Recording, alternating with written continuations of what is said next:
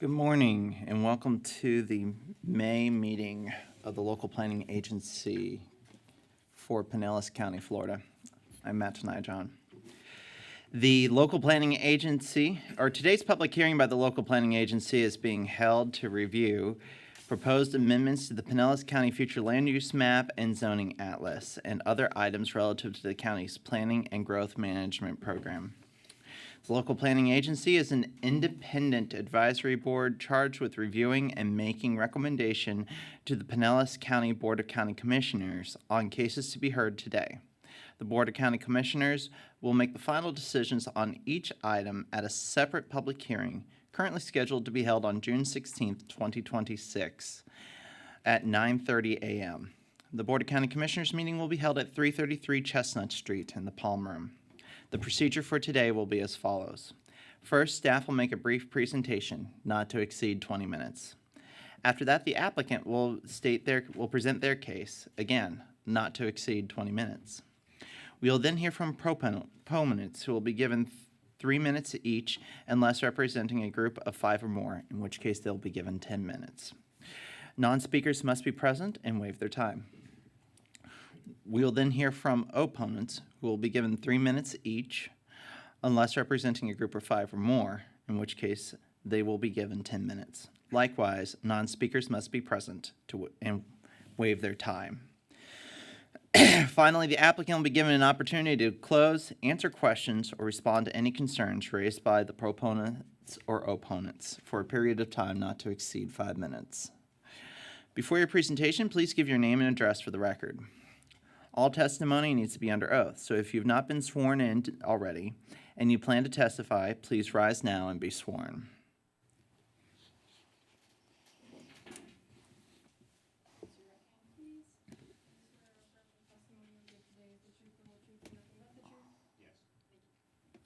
Also, please fill out the slip on the table and present it to the clerk before you speak. There will not be continuing rebuttal, so please try to present all information and concerns while you're at the podium. If you plan to provide letters, written comments, studies, or other documents in response to the LPA's findings and recommendations, those must be received by the zoning section 7 days prior to the Board of County Commissioners meeting in order to be included in the record that will be transmitted to the Board of County Commissioners. With that, we'll move into the agenda. And that should bring us to item 2, our quasi-judicial statement. Counsel. Thank you. Kirby Kreider, Assistant County Attorney. Please note that the zoning matters heard by the local planning agencies are quasi-judicial in nature. Please note that only competent, substantial, fact-based testimony or evidence may be considered by the board in deciding the matters before it. Pure speculation or opinion not based on competent facts cannot be legally considered by the board. Lay testimony supported by lay testimony with fact-based support, including but not limited to meeting minutes, surveys, engineering reports, etc., may be considered competent and substantial evidence. Thank you. Thank you, counsel. We will now move to item 3, approval of the minutes for the April 8th, 2026 LPA hearing. Do I have any comments or questions on the minutes? All right, seeing none, I'll entertain a motion. Move approval as submitted. Motion by by Hamilton. Second. Second by Laurie Johnson. All in favor say aye. Aye. Aye. Opposed, like sign. Motion passes unanimously. That brings us to item 4A1, FLU 26-01. And both these cases are going to be presented together. FLU 2601 and ZON 2603 is there, both on the same property. So Scott's going to present both items, but since they are separate, we would need 2 votes on them. Perfect. Staff, will you be requiring a 40-minute presentation or just the customary 20? The customary 20. All right. And is the applicant okay with this arrangement as well? Yep. All right. We've got a yes from the applicant. Staff, please proceed when ready. Thank you, Madam Chair. Good morning, ladies and gentlemen of the local planning agency. I'm Scott Swearingen. I'm the long-range planning manager for Pinellas County. It's a pleasure to be before you again, and I appreciate your time. So let me jump right in.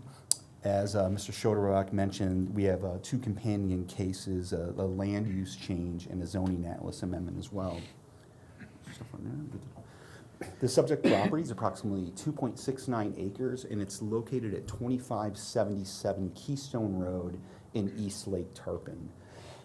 The first request is a future land use map amendment from the current category on the property of residential rural, and the change would take it to institutional. And the companion zoning atlas item is a change from residential agricultural to limited institutional with a conditional overlay. And that's an important component of this case that I'll get into a little more as we go along. Yes, ma'am. Your notepad is on the camera. Thank you, I appreciate that. The current use of the property is as the uses as we define them in zoning is a community assembly facility, and it has accessory storage as well. More specifically, it's a religious institution, and the applicant has an express desire to demolish the current building, which I believe initially was a single-family home, and then to build a slightly larger community assembly facility, full site plan with associated parking, stormwater drainage, access, landscaping, all those things. So that is the express desire for the proposed change on the property subsequent to approvals.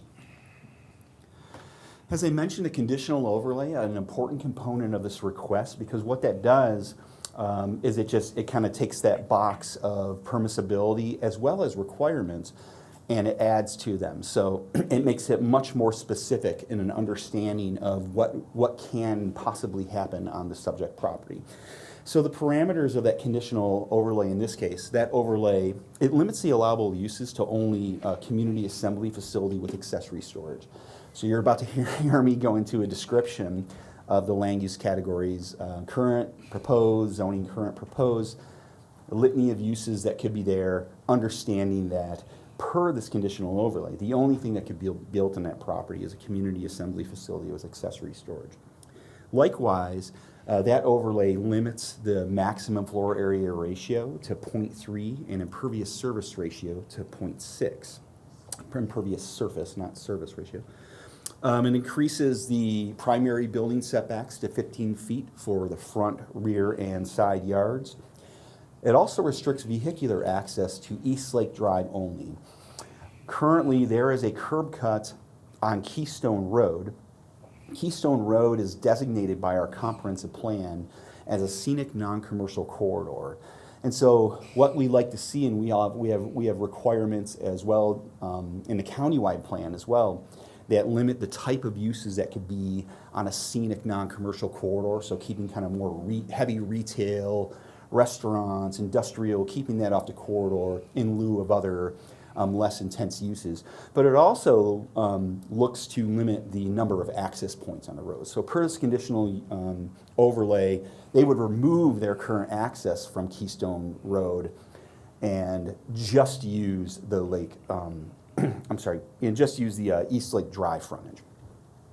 There are also some additional landscape buffers that are brought into by this conditional overlay. So 5 feet landscape buffer along East Lake Drive, and then a 10-foot landscape buffer dedicated along that scenic non-commercial corridor of Keystone Road. Subject property is outlined in red. It's at the northwest intersection of Keystone Road and East Lake Drive, not to be confused at the East Lake Road. I might do this in the presentation, so forgive me, but this is clearly not East Lake Road, East Lake Drive. And so you can make out Lake Tarpon there to sort of the bottom left of that photograph. So this is in the East Lake Tarpon area. Zooming in a little bit, so in this photo, west is to the top of the photo and north is to the right of the photo. And so you can see on the far left side, you can see Keystone Road. You can see that drive that would be removed if this were to be approved. And then you can see at the bottom, running from left to right, you can see East Lake Drive. And that's the subject property. Future land use map on your left is the current condition. So residential, rural as a land use is the predominant land use in the area, but we also have institutional land uses directly adjacent to the west, and to the right across the street, you have a residential office, an office complex over there, and then moving more toward East Lake Road, you get a little more of a mix, commercial neighborhood, residential low median towards the lake. And then the map on the right of the slide, you can see where that change would occur, changing the land use to the institutional. Very similar in the zoning. The majority of the area, including the subject property, is residential agricultural. And you can see some limited institutional there, just kind of to the northwest, and then general office across the street, across East Lake Drive. You get a little more variety and intensity as you move west toward Lake Tarpon. This is a photograph of the subject property, so it's looking north, kind of northeast. You can see the existing building, and this is from Keystone Road. So this is a view from Keystone Road. And if you flip that view, looking from the subject property, this is Keystone Road looking to the south. And then this is the subject property again. You can see the existing building. This is from East Lake Drive, so you're looking kind of west, southwest here at this point. And that existing drive on East Lake Drive, existing curb cut.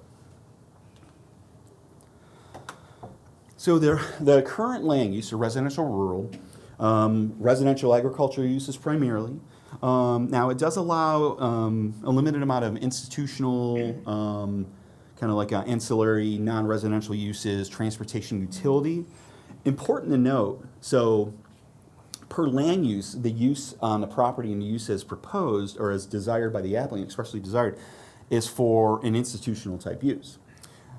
We have in our comprehensive plan and also in the countywide plan, there is a limitation on the amount of contiguous acres of a particular type of use that you could have in a residential rural category. And in this case, it's 5 acres.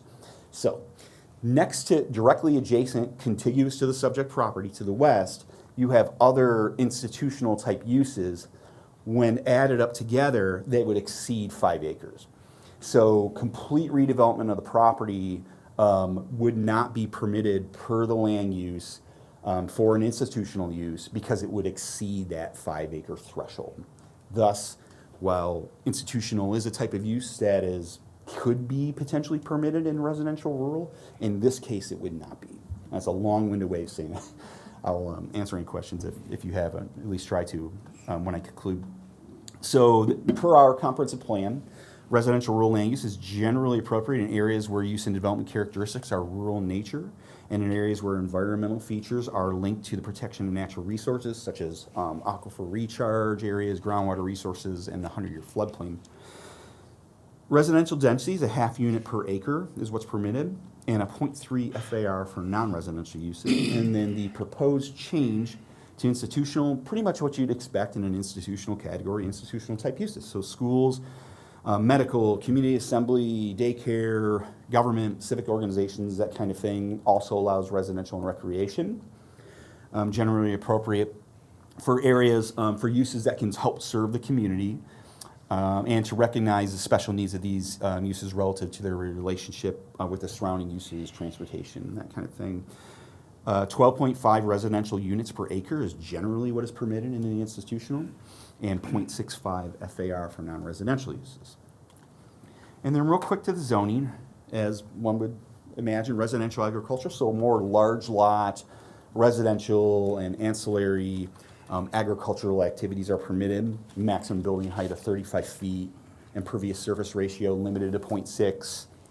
And also to note, community assembly facilities are permitted in this category, but they're permitted as a type 2 use, which means outright you could not build a community assembly facility. You'd have to apply and go to the Board of Adjustment Appeals in a public hearing and ask for permission to be able to build that type of use. So it's not a permitted use by right in the zoning, in the current zoning.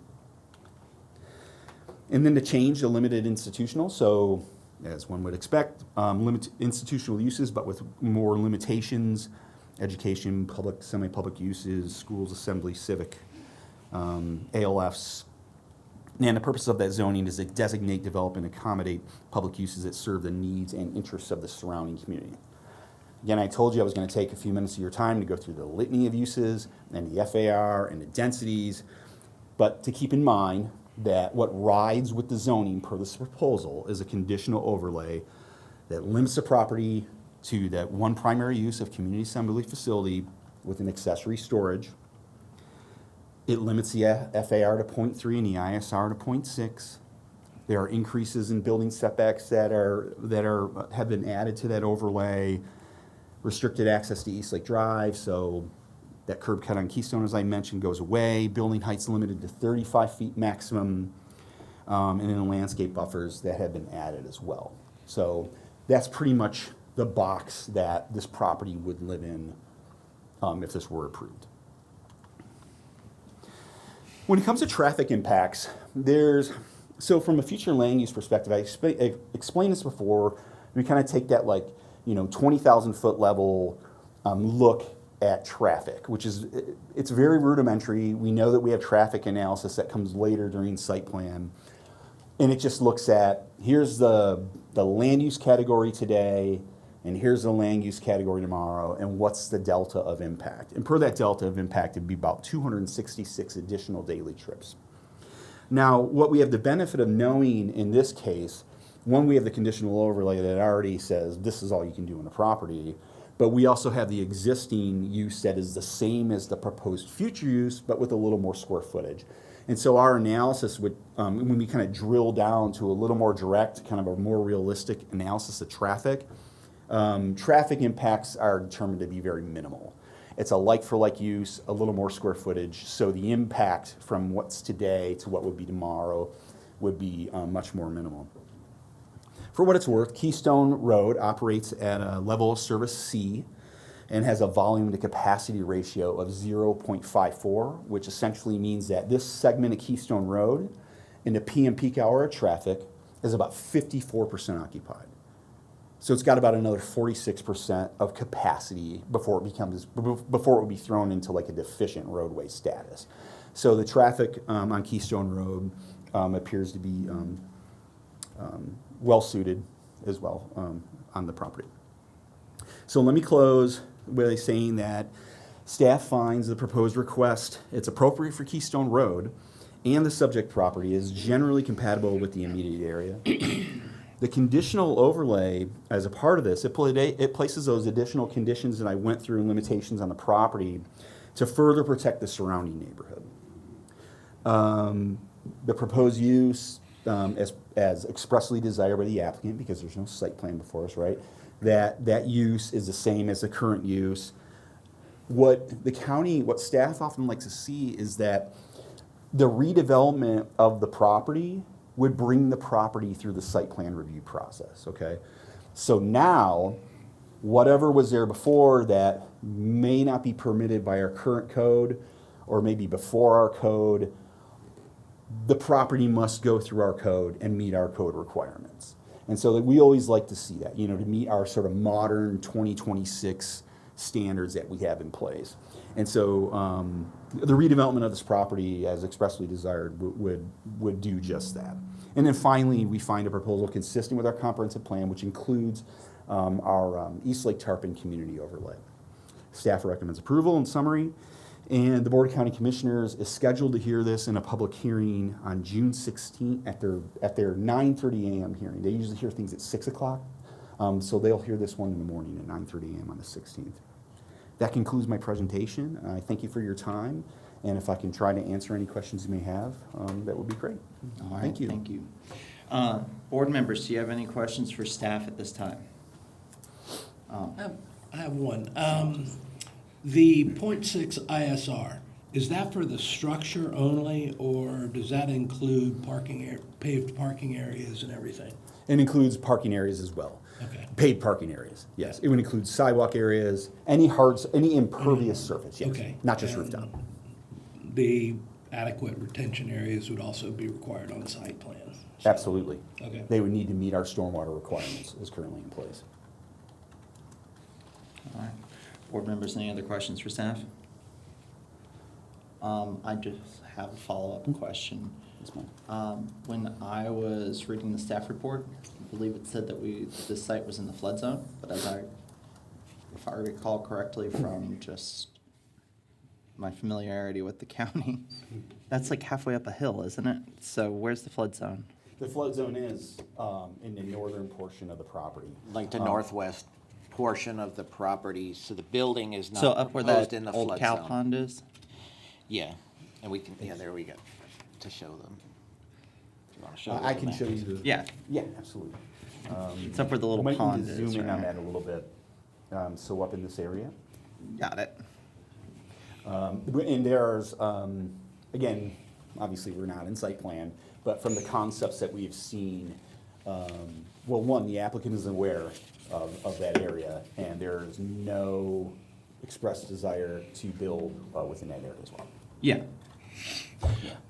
It's kind of strange because it does go up and then it's. Yeah, no, so I was just Yeah. wanting to see this from the perspective of just making sure that the majority of the site was out of that. Okay, cool, thank you. All right, I don't think the board members have any other questions for staff at this time, so Thank you. with that, we will hear from the applicant.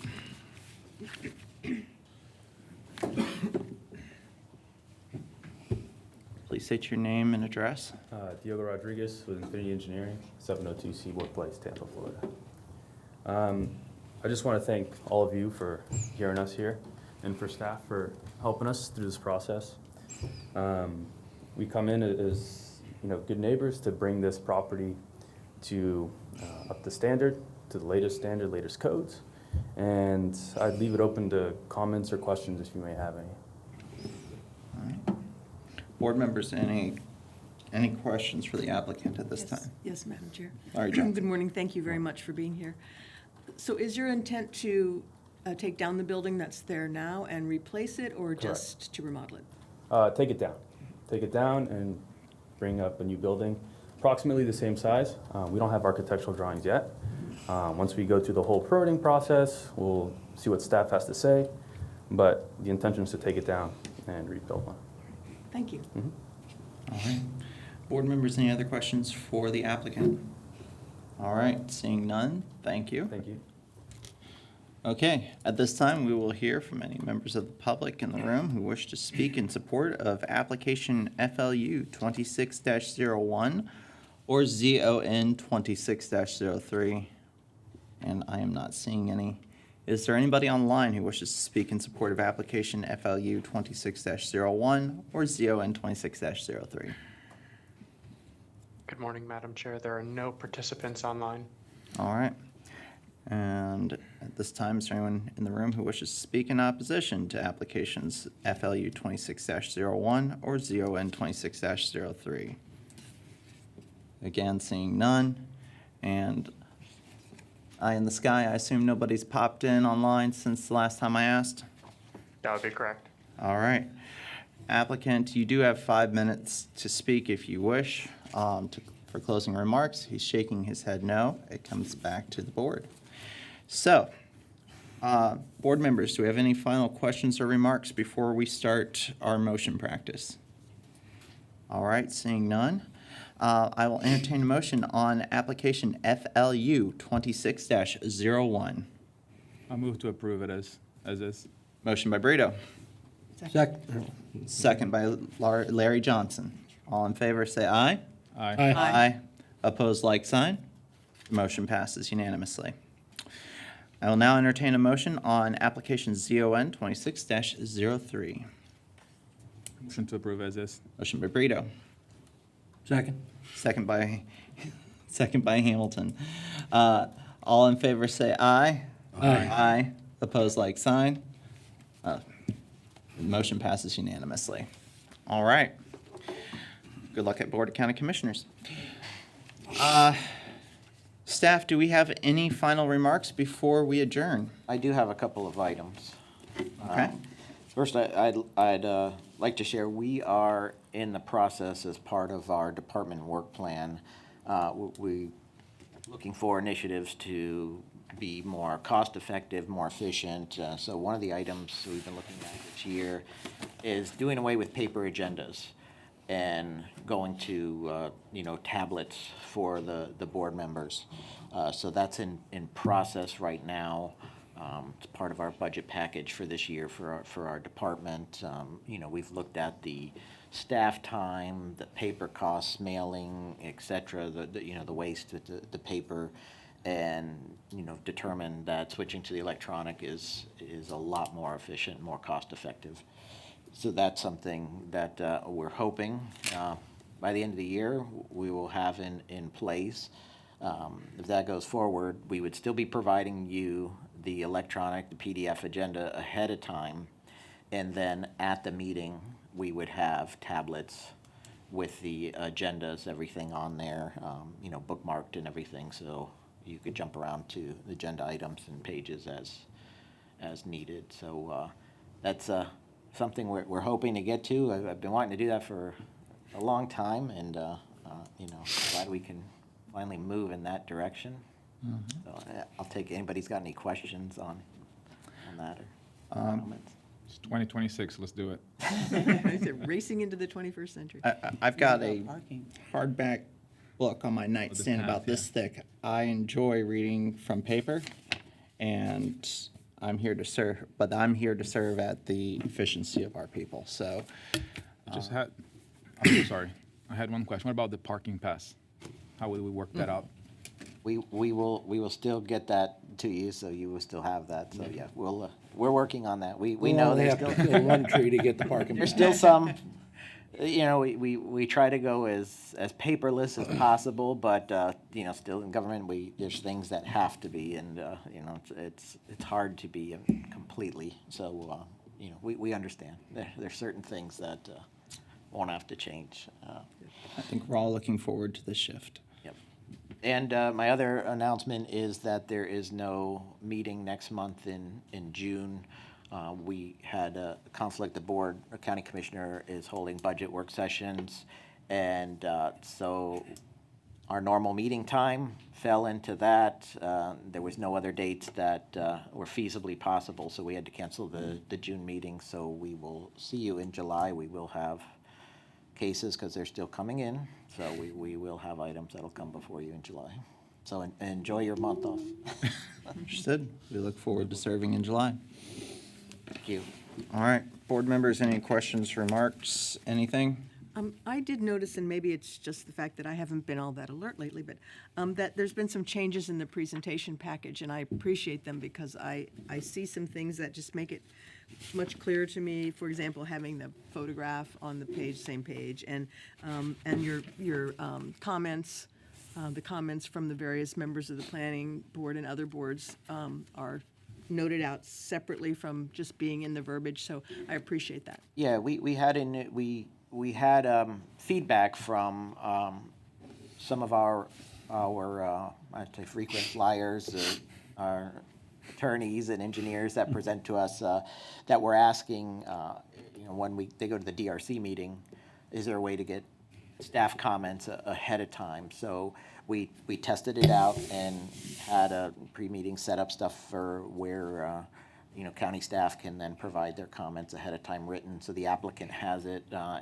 It's worked. The DRC meetings run a lot smoother because now they have that information ahead of time, and now we have that backup information. Instead of trying to summarize it as part of the staff report, we have the comments in there for everyone to see, so you can refer to as well. Thank you. Well, board members, unless there's any other questions or discussion, I'll entertain a motion to adjourn. So move. Motion by Larry Johnson, I'll second. second by Brito. All in favor, say aye. Aye. Aye. Opposed, like sign. The motion passes. See you all in July.